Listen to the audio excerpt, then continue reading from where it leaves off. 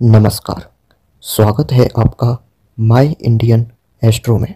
आज 10 महाविद्याओं की इस सीरीज़ में हम प्रथम महाविद्या यानी माँ काली के बारे में बताने जा रहे हैं।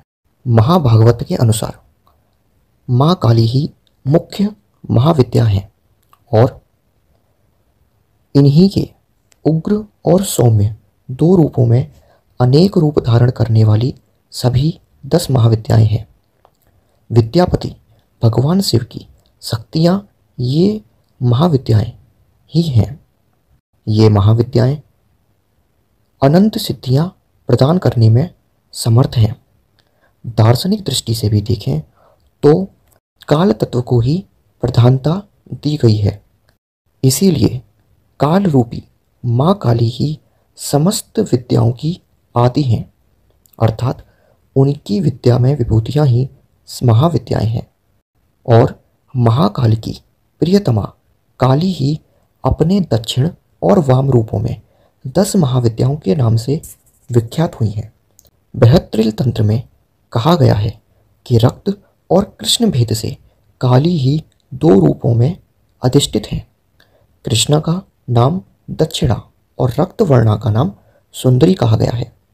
कालिका पुराण के अनुसार एक बार हिमालय पर्वत पर मतंग मुनि के आश्रम में देवताओं ने महामाया की स्तुति की और इस स्तुति से प्रसन्न होकर मतंग वनिता के रूप में माँ भगवती ने सभी देवताओं को दर्शन दिया और पूछा कि तुम लोग किसकी स्तुति कर रहे हो।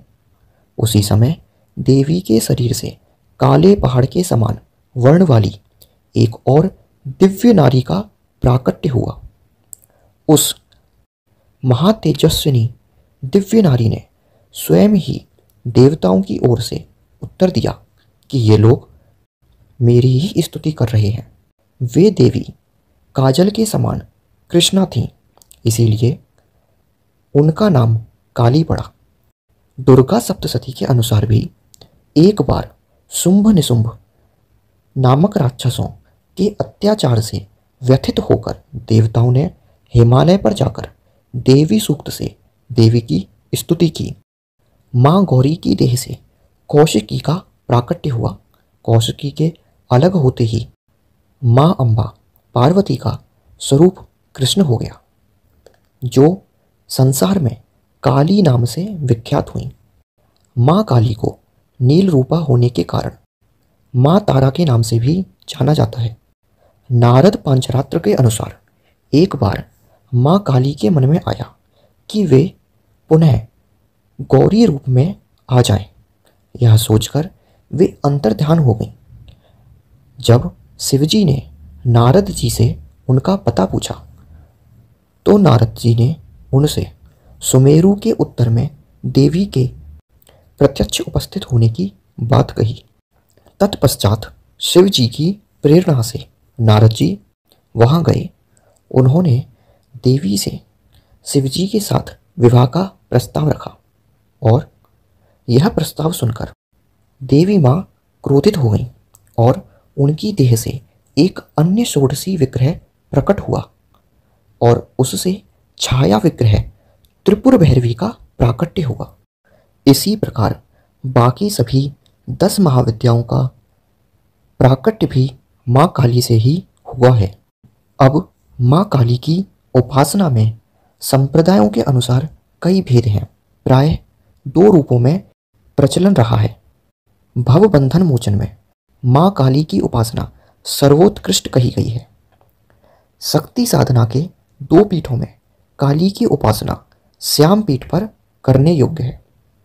अगर भक्ति मार्ग में हो तो किसी भी रूप में देवी माँ की उपासना फलप्रदा है।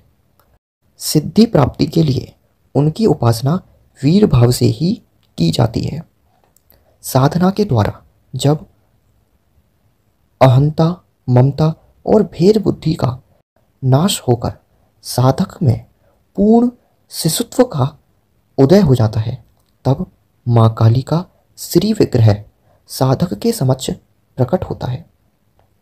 उस समय माँ काली की छवि अद्वितीय होती है। काजल के पहाड़ के समान दिग्वसना, शव पर आरूढ़ मुंडमाला धारणी माँ भगवती काली का प्रत्यक्ष दर्शन साधक को कृतार्थ कर देता है। हालांकि तांत्रिक मार्ग में माँ काली की उपासना दीक्षा गम्य है, लेकिन अनन्य शरणागति के माँ काली की कृपा किसी को भी प्राप्त हो सकती है।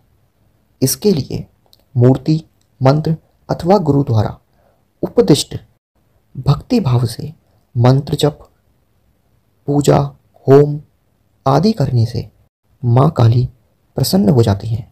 माँ की प्रसन्नता से साधक को सहज ही सभी उत्कृष्ट फलों की प्राप्ति होती है और माँ काली की कृपा उस साधक पर सदैव बनी रहती है। जय माँ काली।